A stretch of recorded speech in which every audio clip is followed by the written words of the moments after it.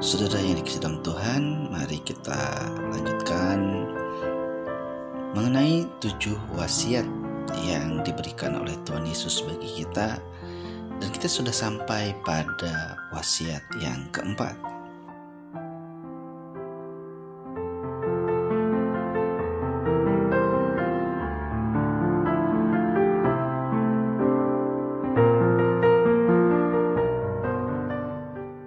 Saudara, mari kita lihat dalam Matius 15 ayat 33 sampai 30. Pada jam 12, kegelapan meliputi seluruh daerah itu dan berlangsung sampai jam 3. Dan pada jam 3 berserulah Yesus dengan suara nyaring, "Eloi, Eloi, lama sabachthani," yang berarti, "Allahku, Allahku, mengapa engkau meninggalkan aku?" Saudara yang dikasihi dalam Tuhan, kalimat ini adalah kalimat yang sangat mendalam.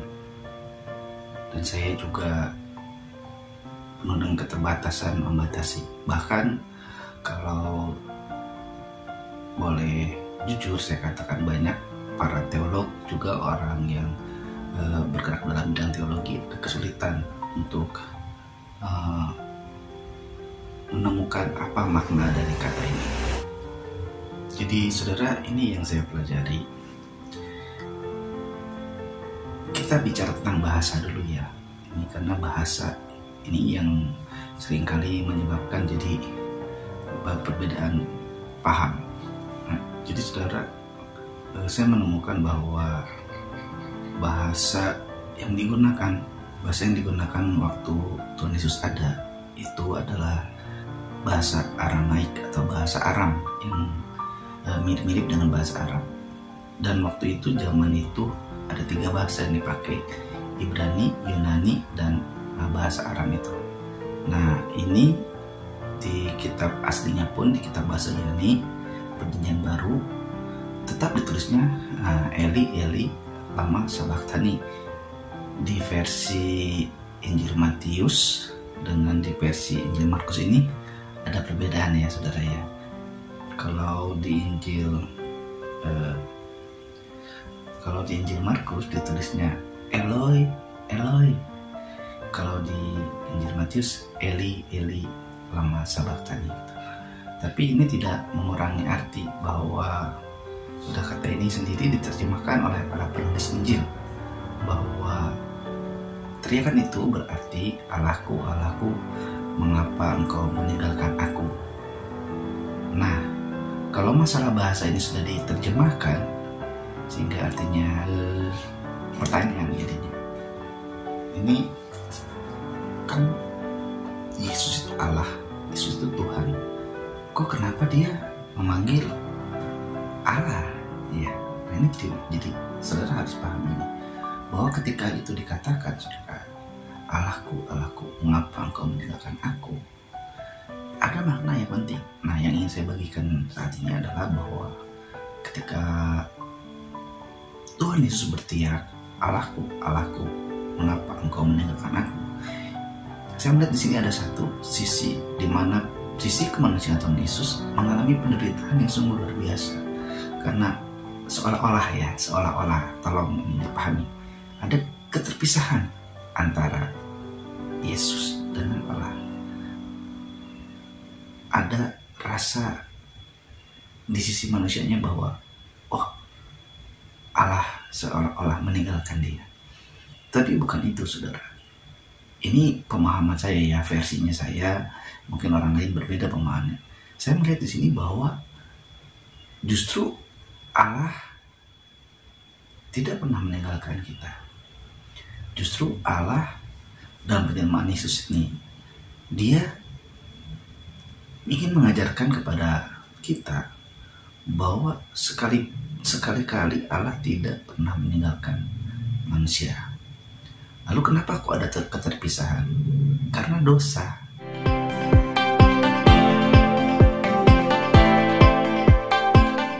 Dan lalu Tuhan Yesus mengucapkan itu kenapa? Harus dipahami dulu ya. Dalam Yohanes pasal 1 ayat 1 kan sudah jelas ya, kita semua sudah tahu firman itu bersama-sama Allah, dan firman itu adalah Allah. Jadi firman itu menjelma menjadi Yesus. Yesus itu berarti adalah Allah. Sudah ya, titik sampai di situ. Nah, saudara, ketika ini terjadi, justru hal ini terjadi di saat itu ya, disaksikan oleh banyak orang. Karena ini juga sebuah penggenapan. Saudara, kalau baca di dalam Mazmur 22, yang sudah sering saya katakan dari tadi ya, Mazmur 22 itu nubuatan tentang Tuhan Yesus. Kalau saudara baca di Mazmur 22 itu ditulis di situ, Allahku, Allahku, mengapa engkau meninggalkan aku? Itu dikatakan oleh Daud ya. Nah, di situ kita bisa tahu ini nubuatan yang diucapkan Daud itu ternyata terjadi pada diri Yesus. Harusnya orang-orang ahli Taurat, ahli agama, seharusnya ahli Taurat, ahli agama saat itu menyadari, orang Yahudi itu menyadari, ini perkataan Daud nih, dikatakan sama Tuhan Yesus lagi nih. Nah, bahkan sampai saat ini pun makanya ada pembahasan misteri dari Yesaya 53 ya, yang berpenubuatan tentang Yesus juga. Sampai sekarang saat itu masih jadi perdebatan ya, termasuk Mazmur 22 ini. Mereka nggak percaya tetap bahwa itulah Yesus Kristus yang kamu salibkan itu Al-Masih, itu Mesias yang dijanjikan, itu juru selamat yang kamu tunggu-tunggu. Ya, tapi itu tadi ya, karena manusia sudah berdosa, makanya jadi susah ya, pemikirannya itu susah karena sudah dikotori oleh dosa. Nah, bagi kita yang percaya kepada Tuhan Yesus Kristus, hal ini hendaknya justru menjadi sebuah momen atau sebuah peristiwa yang harus kita nilai bukan sesuatu yang misterius lagi, tetapi justru semakin menguatkan dan menyadarkan kita bahwa Allah tidak pernah meninggalkan kita, bahwa Allah selalu bersama-sama dengan kita. Nah, saudara yang kasih dalam Tuhan, sebenarnya peristiwa ini terjadi dengan didahului oleh langit yang menjadi gelap. Padahal waktu itu masih jam 3 sore ya, itu dituliskan dalam Alkitab dengan jelas gitu. Tidak usah diperdebatkan lagi kapan jamnya, kapan itu ya, itu jam 3. Itu harusnya kan masih terang beneran di sana itu saat itu. Nah, lalu menjadi gelap gulita, dan bukan 1 menit 2 menit ya, kalau seperti mati lampu ya, mati lampu nih. Iya, pasti sejam 2 jam ya, ada yang berhari-hari. Iya. Nah, ini di dalam peristiwa itu makanya tadi saya selipan dengan video yang malam Jumat Agung ya, itu hari Jumat, karena saya bikin ini hari Jumat Agung. Saya keluar sebentar, terus saya lihat di luar, saya berdoa, lihat, wah, suasana malam ini bulannya seperti itu ya. Saya ingat dalam Alkitab diceritakan tentang bagaimana Tuhan Yesus di Taman Getsemani. Itu berat saudara, karena 3 kali loh. Tuhan itu 3 kali sampai kalau boleh tuh, cawan ini lalu daripadaku, kalau boleh. Tapi tetap kan, biarlah kehendakmu yang jadi. Nah, sama harusnya seperti kita sekarang. Tuhan kalau boleh gini, tapi maksa. Tuhan Yesus kasih contoh, Tuhan kalau boleh begini, tapi itu kalau Tuhan kehendaki, biarlah kehendak Tuhan yang jadi. Saudara yang sedang Tuhan, ketika Tuhan Yesus berteriak, berarti sudah itu rasa sakitnya yang tidak terhingga ya di atas kayu salib itu. Tapi teriakannya itu bukan karena kekecewaan, bukan karena frustasi, bukan karena takut, bukan karena penderitaan, kesengsaraan. Nah, saudara, banyak orang yang mengatakan ini ucapan kesengsaraan. Bukan, saudara. Mungkin saudara pernah mendengar juga ya, ada orang lain, ada hamba Tuhan lain yang berpendapat bahwa sebetulnya ini adalah ucapan pengharapan. Nah, saya setuju. Saya termasuk orang yang lebih suka kalau ini disebut sebagai ucapan pengharapan, bukan ucapan kesedihan. Loh, ditinggal kok malah pengharapan sih, PHP dong. Enggak, Gini, saya melihat bahwa ketika Tuhan Yesus itu berkata seperti itu, dia mengajarkan kepada saya. Tuhan Yesus mengajarkan kepada saya secara pribadi nih ya. Ya kan mungkin bagi Anda berbeda pendapat ya. Berbeda apa yang saudara mendapatkan, saudara punya makna yang berbeda. Tapi saya begini melihatnya. Kenapa saya setuju dengan ini ucapan pengharapan? Ketika dikatakan Eloi, Eloi, lama sabachthani, itu justru sebenarnya ada pengharapan bahwa agar Tuhan itu, Allah itu terus bersama dengan saya.